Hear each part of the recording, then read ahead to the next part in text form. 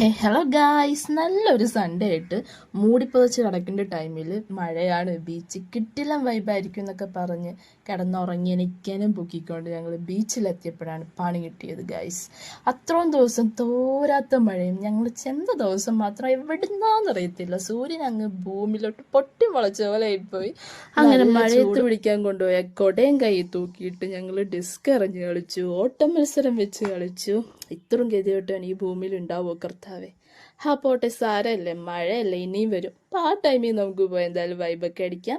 അങ്ങനെ അവിടുത്തെ പരിപാടികളൊക്കെ കഴിഞ്ഞ് വിശപ്പിൻ്റെ വെല്ലുവിളി ഇങ്ങനെ ചെറുതായി വയറ്റി വന്നപ്പോഴത്തേക്കിനും നേരെ പള്ളാത്തുരുത്തിലോട്ട് വണ്ടി വിട്ടു.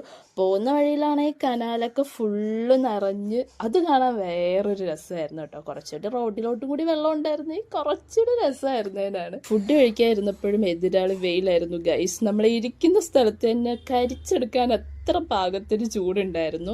പിന്നെ നല്ല ചൂട് പൊറോട്ടയും ബീഫും പഴംപൊരിയൊക്കെ കഴിക്കാനാണല്ലോ എന്നുള്ള ആശ്വാസത്തിൽ അതൊക്കെ സഹിച്ചിരുന്നതിന് എന്തായാലും ബലം ഉണ്ടായിരുന്നു. നല്ല അടിപൊളി ഫുഡായിരുന്നു.